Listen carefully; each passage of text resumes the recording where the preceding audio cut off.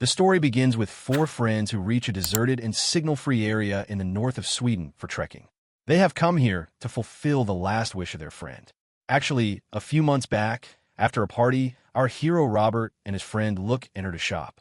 Suddenly, a robbery took place there. Look hid himself, but Robert faced the robbers. As a result, the robbers brutally killed Robert.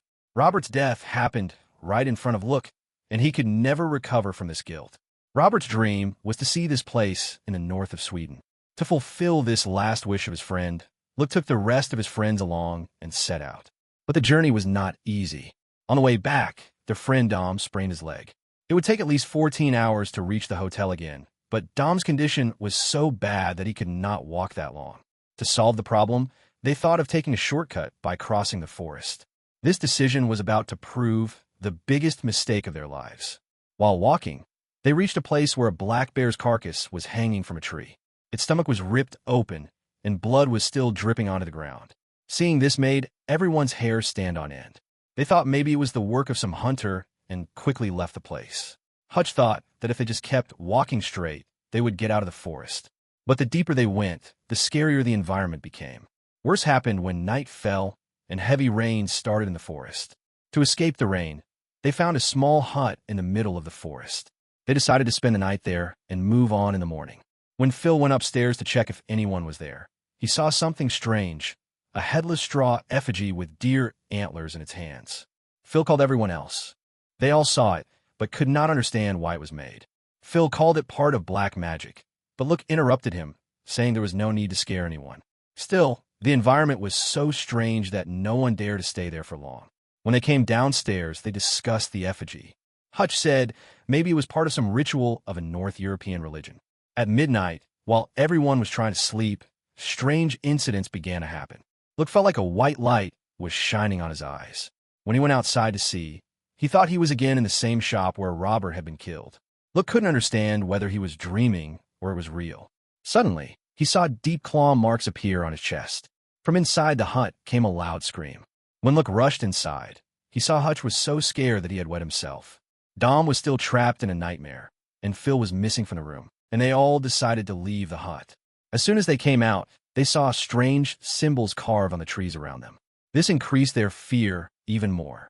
Because of walking for long, Dom's leg pain worsened, but there was no way back. And their real horror journey was only about to begin. They decided to go further into the forest. Look was forced to lift his shirt and show the deep claw marks on his chest. He said, "I feel like there is something that is chasing us." Now, they had only one option, to get out of the forest as quickly as possible. But the forest was much bigger and scarier than they had imagined. By nightfall, they still hadn't managed to get out. For their safety, they decided to camp there and wait for morning. As soon as Look lay down in his tent to sleep, strange noises started coming from outside. At first, he thought it must be his friends. But when he peeked out of the tent, it was something else entirely. In the darkness, some mysterious figures were standing. Suddenly, a white light flashed, and Look again saw that old scene, his friend Robert's murder in the shop. This time, it felt like the thugs were looking straight at him. Terrified, Look immediately went back into his tent. Then a huge shadow appeared outside the tent.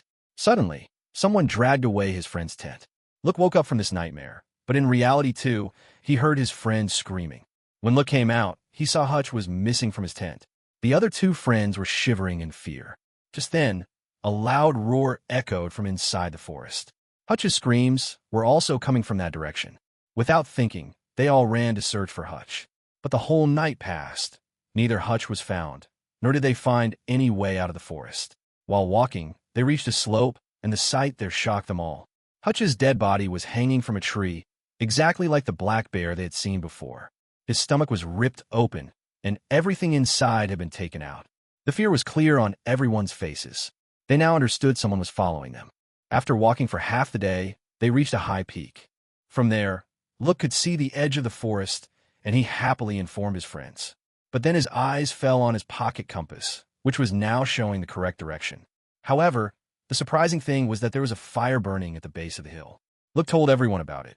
Suddenly, a giant creature grabbed Phil and dragged him into the forest. Look ran after them, but all he found was a flashlight left behind. Phil had disappeared. When Look picked up the flashlight, he heard a voice from behind. He turned around and saw Dom, hiding behind a tree. Dom told him that the creature had dragged Phil away. Now only Look and Dom were left. They decided they must escape the place as soon as possible.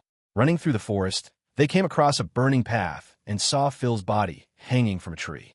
During this, the terrifying creature's roar kept getting closer. They had no time left. Running through the forest, they saw a small hut. Without thinking, they both rushed inside and locked the door. It seemed like they had made the right decision to escape the danger. But just as they breathed a sigh of relief, an old woman appeared inside the room. Before they could understand anything, a huge shadow appeared and knocked them unconscious. When they woke up, they found themselves tied with ropes. The place they thought they were safe turned out to be their next trap. Soon, people entered the room, including the old woman. She came up to Look, smiled while looking at the deep marks on his body, and showed the same marks on her own arm. Then she went to Dom. When she saw that there were no marks on his body, she ordered that he be taken. Dom was dragged outside, and Look tried to stop them, but no one listened. A short while later, Dom's screams were heard from above. Look couldn't do anything in that moment. Then a woman came up to him and said, "We are preparing for sacrifice. It will be over soon." She covered his ears so he couldn't hear Dom's screams anymore. After a while, Dom was dragged back inside in a terrible condition. He was tied to a wooden pillar where piles of bones were already hanging. Dom realized that he would meet the same fate.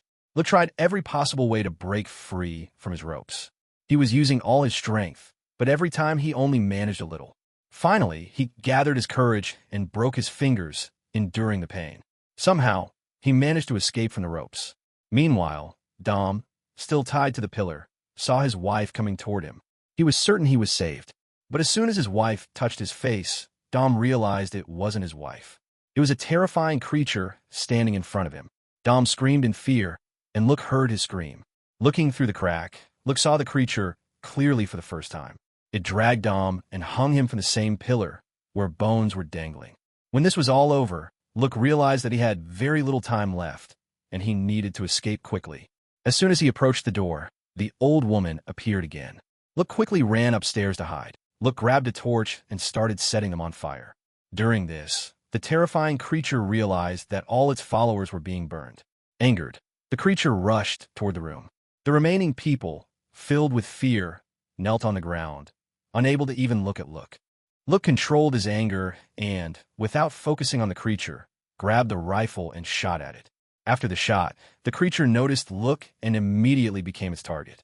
Look tried to run with all his strength, but a two-legged man can never run faster than a four-legged creature. Soon, the creature caught up with him and roared loudly. The creature confused him, and Look saw a trail of lights following him. The strange creature was now much closer to him. Look, without thinking much, started running backward. As soon as he reached a shop, the creature knocked him from the other side. The axe slipped from Look's hand. Look saw that the creature was standing right behind him. When he tried to move, the creature grabbed him and threw him to the ground, forcing him to accept its control. The creature started its ritual, but just then, Look saw the axe lying on the ground. He grabbed the axe and, as the creature tried to pin him down, struck the creature with all his might. The creature screamed in pain. Taking advantage of the moment, Look ran toward the forest. Soon, he crossed the forest and, looking back, realized that the creature couldn't cross beyond the forest. Look yelled at the creature in anger, avenging the death of his friends. Finally, Look was the only one left alive and managed to escape the terrifying forest. The creature had chosen him because it had seen all their dreams and understood Look's fear and weakness. But Look overcame his weakness and defeated the creature. The film ends here.